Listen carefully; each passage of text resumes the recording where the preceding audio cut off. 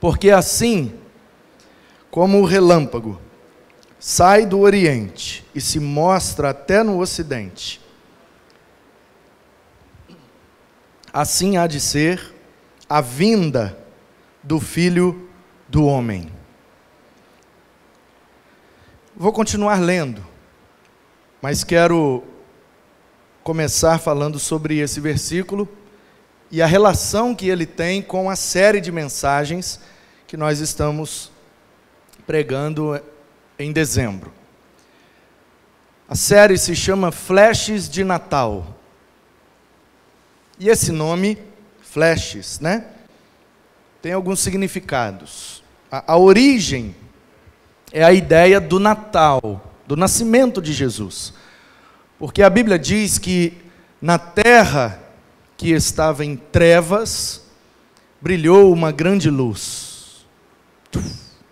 A Galileia dos gentios, então, viu o resplendor da glória do Filho de Deus. Isso está lá no profeta Isaías.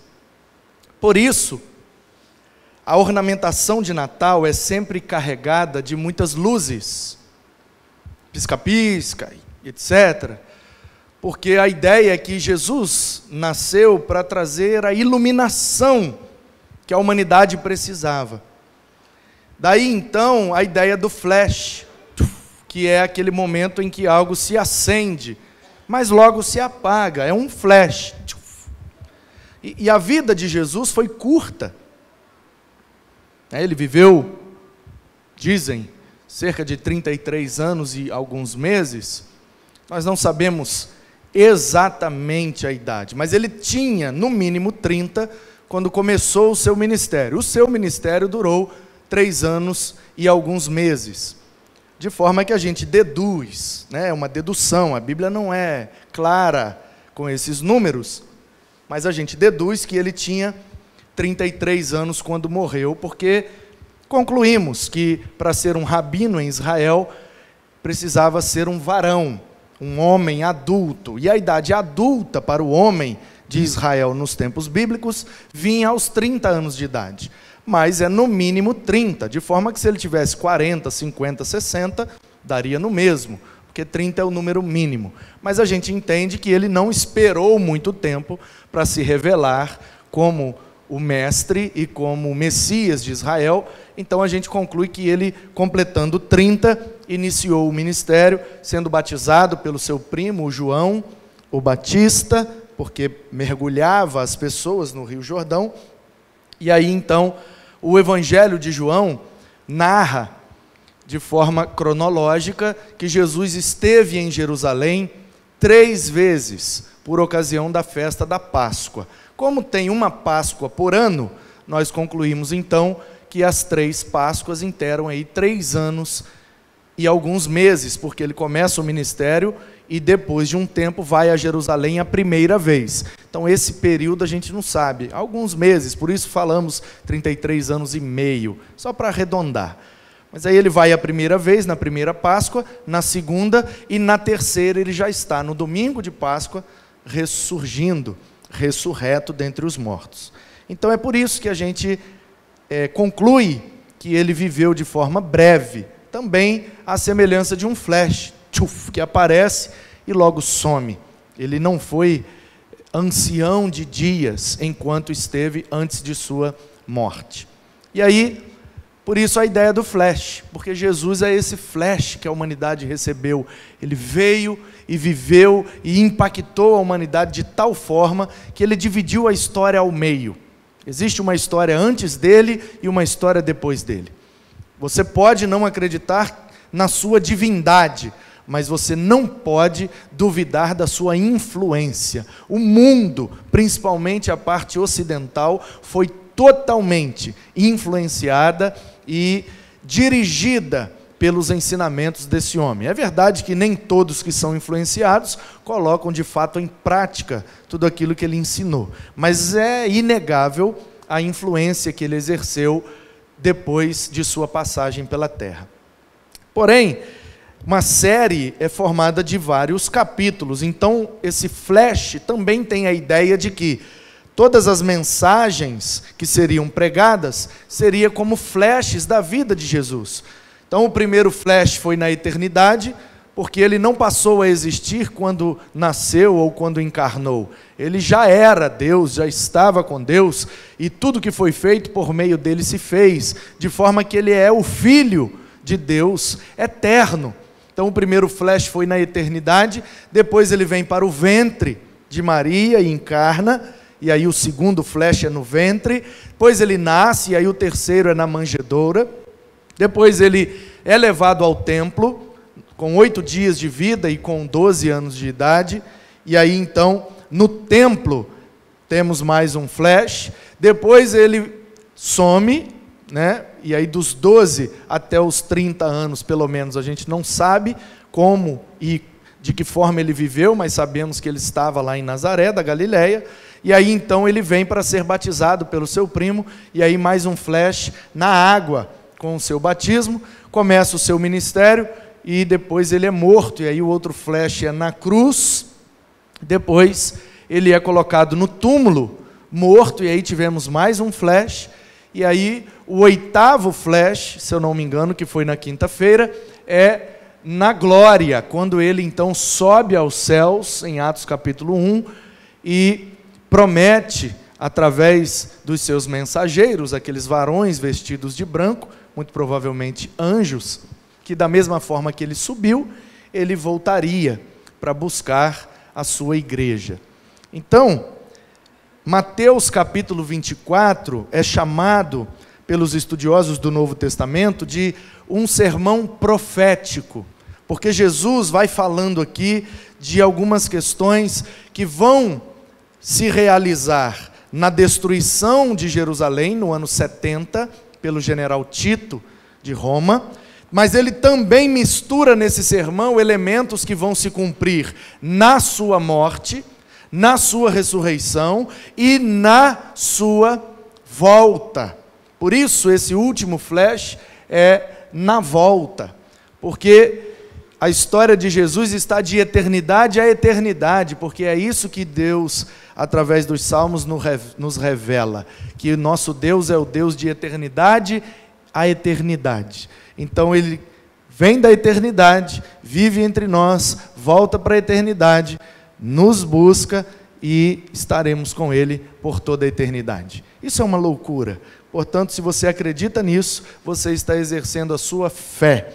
Fé que pode operar para a sua salvação, fé que pode operar para a sua edificação e fé que pode operar para a sua vida de bênçãos. Portanto, o texto começa com essa frase, falando de flash, porque um relâmpago é um flash, assim como um relâmpago, tchá, que corta os céus de forma muito rápida, tchuf, um flash, tchá, é um relâmpago.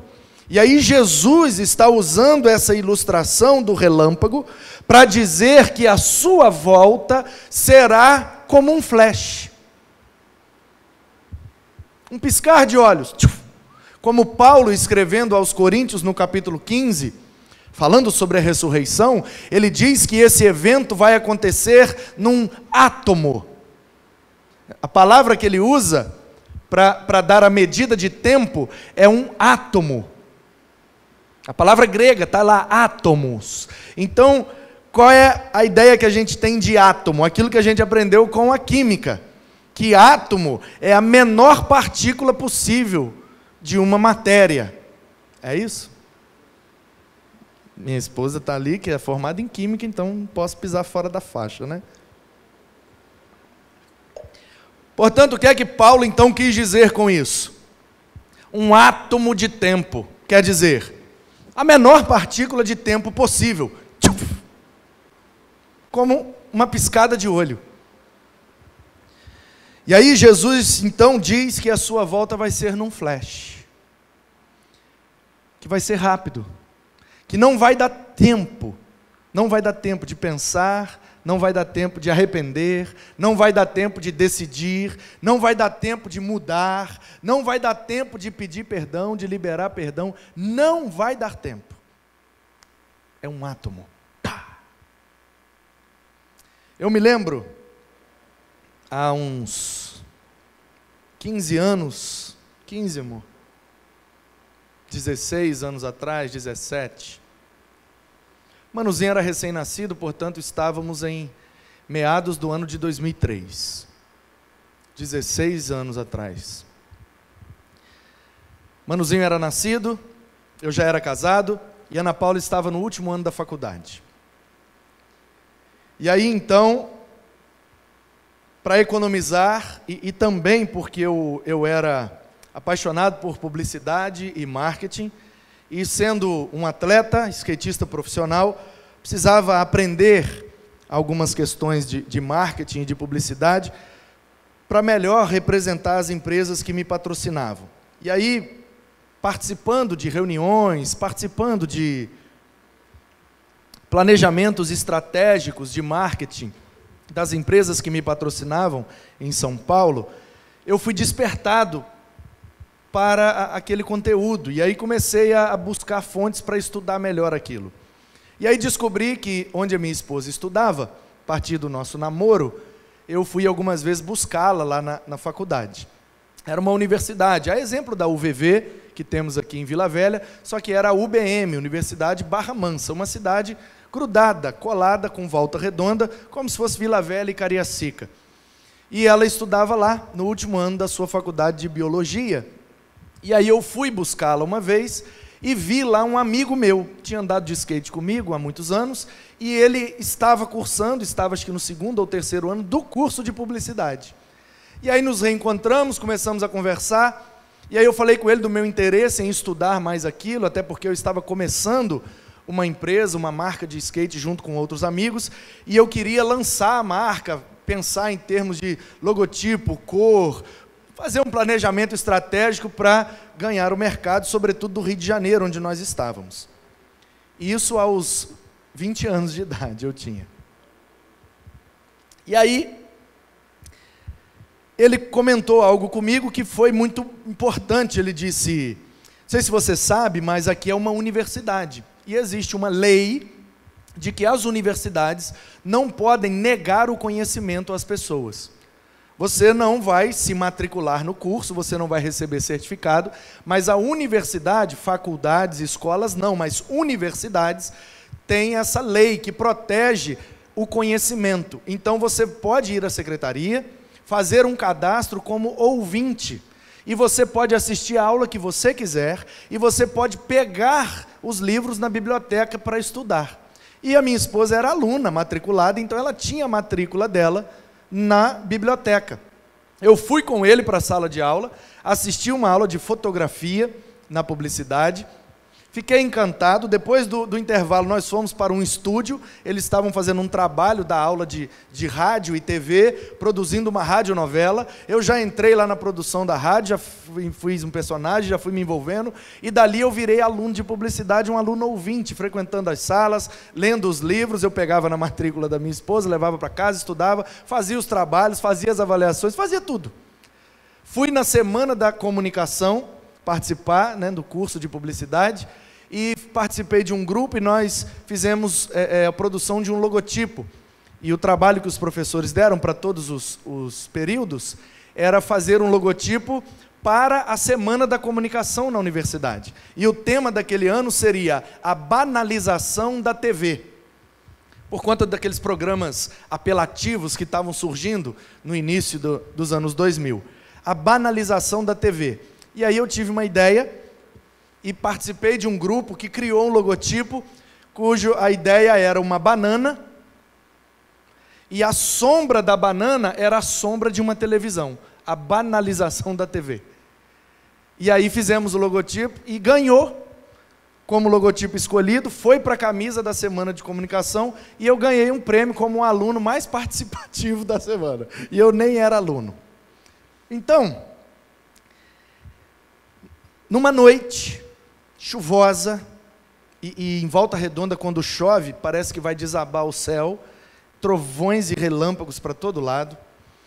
E aí uma amiga da Ana Paula tinha um Fiat Uno 97, em 2002, era seminovo. E eu então levava ela com mais 2 amigas para a faculdade e trazia de volta no carro da amiga, rachávamos o combustível e ficava mais barato para todo mundo. E eu aproveitava e estudava, todos os dias lá à noite. Num dos dias, entreguei todas as amigas e fomos a um bairro chamado Vila Rica, lá em Volta Redonda, buscar o Manuzinho, que era bebê, e todos os dias à noite ficava com a minha sogra, para a minha esposa estudar, e eu também ia, então ele ficava com a minha sogra. Só que nesse dia ele ficou na casa do meu cunhado, lá na Vila Rica, e chovia demais, mas muita coisa. E aí, um Fiat Uno, sem ar-condicionado, tudo embaçado, aquela coisa, e eu parei num retorno, num trevo, para entrar para o bairro da Vila Rica, e veio um ônibus, uma espécie de Transcol que tem lá, chamado Agulhas Negras, e o ônibus vinha todo apagado, já indo para a garagem, já tinha parado de rodar, só que estava chovendo. Ele estava com o farol aceso, mas era muito fraco, e com aquela chuvarada, o carro todo embaçado. Eu olhei pelo retrovisor, não vi, e entrei na pista. Quando eu entrei, eu fui jantado por aquele ônibus. Pá!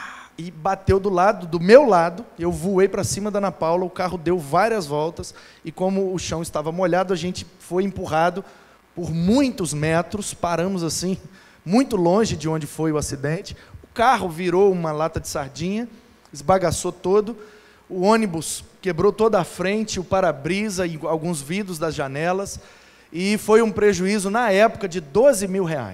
Na época, R$12 mil. O carro era dessa amiga, que estudava junto com a Ana Paula, e eu só estava dirigindo porque ela me garantiu que o carro tinha seguro. E aí eu guardei o dinheiro da franquia, caso acontecesse alguma coisa, eu pagaria a franquia. Pois bem, aconteceu, o carro deu perda total, o prejuízo do ônibus também foi altíssimo, e como eu entrei na via, né, eu estava errado na situação e tive que arcar com todo o prejuízo. Resultado foi que eu tive que vender tudo que tinha para pagar até o último centavo dessa dívida, porque a moça não tinha renovado o contrato do seguro e o carro não estava segurado, mas ainda assim eu fiz questão de pagar cada centavo da tabela FIP que valia aquele carro para aquela mulher. E aí paguei também o prejuízo do ônibus, e com isso eu perdi tudo e vivi um momento muito difícil. E aí, aos 22 anos de idade, eu vim para Guarapari para recomeçar a vida após esse revés terrível. E eu penso que Deus estava no controle de tudo, permitindo que tudo isso acontecesse para que hoje eu estivesse aqui e pudesse te contar essa história. Por que é que eu te contei isso? Porque eu me lembro do barulho daquela pancada. Quando eu entrei com o carro na pista, o ônibus pegou, mas foi um barulho, pegou na minha porta. E pasmem, eu e Ana Paula saímos do carro sem nenhum arranhão. Para não dizer que sem nada, alguns pontinhos assim do estilhaço dos vidros pegaram em mim, né, o estilhaço do vidro da janela, e eu caí em cima da Ana Paula, então eu ralei o meu joelho no câmbio da marcha, e aí deu uma esfoladazinha no joelho e alguns piquezinhos assim de vidro que não foi nada. E eu protegi a Ana Paula, com ela não aconteceu absolutamente nada, ela só ficou catatônica, estatalada, em estado de choque, não conseguia falar, nem se mexer, nem nada, travou, virou uma estátua. Pois bem, não deu tempo. Não deu tempo. Não deu tempo de pensar, não deu tempo de frear, não deu tempo de acelerar, não deu tempo de fazer nada. Aquilo veio e me alcançou. Pá! E eu só lembro do barulho. Ensurdecedor. E eu acordava, durante alguns anos, eu acordava de madrugada com aquele barulho. Pá! E aí era só um sonho. De tão traumático que foi aquele momento. E aí eu já dirigia, desde os 10 anos de idade, sempre dirigi, e me orgulhava de dirigir bem, de nunca ter batido, e tatatá, e lalala, e tatatá, e papapá, e naquele dia, não deu tempo. Não deu tempo. Simplesmente não deu tempo, como um relâmpago. Pá! eu fui atingido por aquele ônibus e tive que pagar o preço daquele prejuízo. Às vezes a gente vai levando a vida com a falsa impressão de que com a gente nunca vai acontecer. Ai, que pena, aconteceu com fulano. Ah, aconteceu com ciclano. Mas com a gente nunca vai acontecer. Mas acontece. Acontece. De forma que a qualquer momento, qualquer um de nós, podemos experimentar a morte. Eu poderia, aliás, eu acho até que eu deveria ter morrido naquele acidente. Porque se você ver o carro como ficou, você diz, não sobreviveu ninguém aí dentro. E no entanto nós saímos andando. Nem para o hospital a gente foi, não deu nada, absolutamente nada. Era para eu ter morrido. E eu não ia nem saber do que morri. Porque eu nem vi o que é que foi.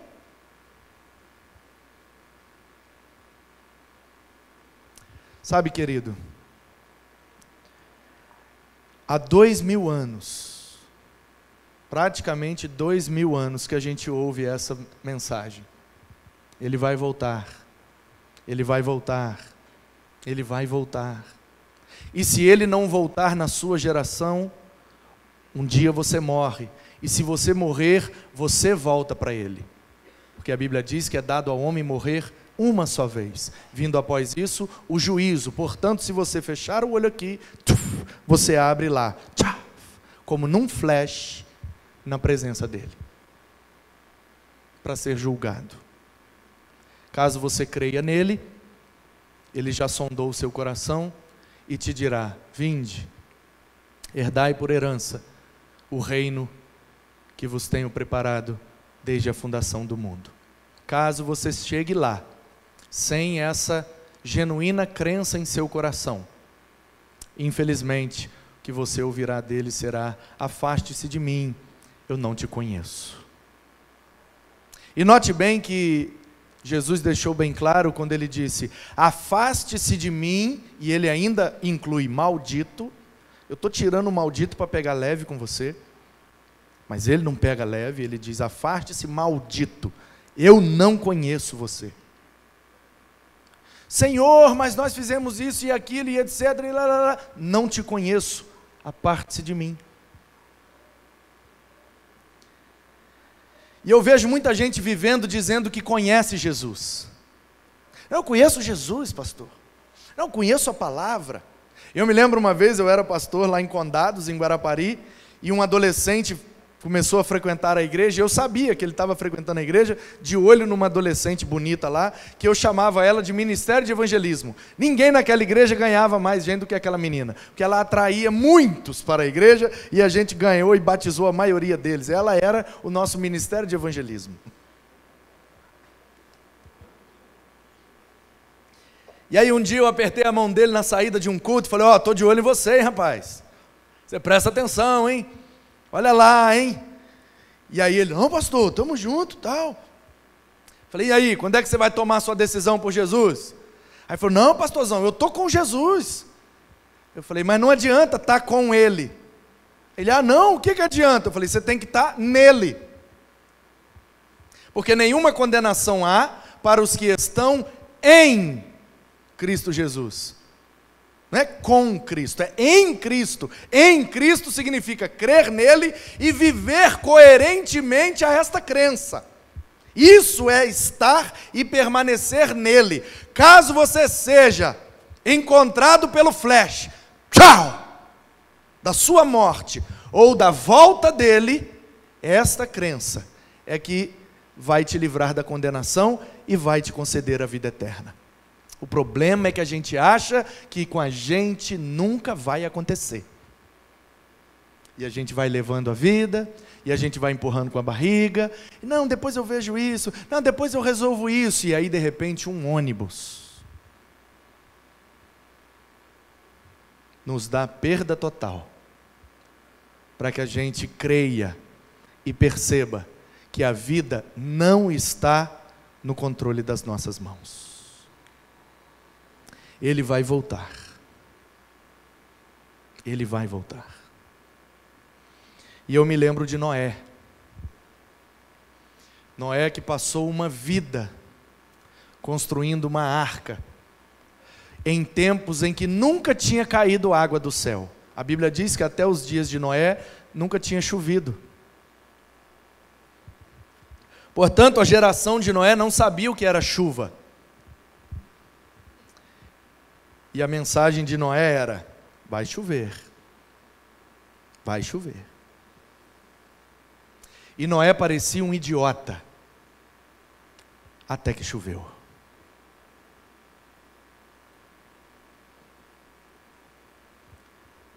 Vai chover, meu irmão. Vai chover. E os crentes parecem uns idiotas, até que um dia ele volta. E quando ele voltar, dizem as Escrituras, ressuscitaremos com ele. Os mortos ressuscitarão primeiro. E nós, os que porventura estivermos vivos, teremos os nossos corpos transformados em corpos de glória, que não mais se rendem à ignomínia do pecado, mas que estarão totalmente libertos e prontos, aptos para adentrar às portas do Kairós e habitar com ele por toda a eternidade. Ele vai voltar, num flash. Tchá! Não vai dar tempo de fazer nada. Portanto, o meu conselho para você é: faça agora, enquanto é tempo. Tome a sua decisão. Firme-se na sua fé. Esteja em Cristo. E assim, quando o ônibus bater na sua vida, você estará seguro, pois estará guardado nos braços daquele que te criou. Que Ele te abençoe, que você tenha uma ótima noite. Amém.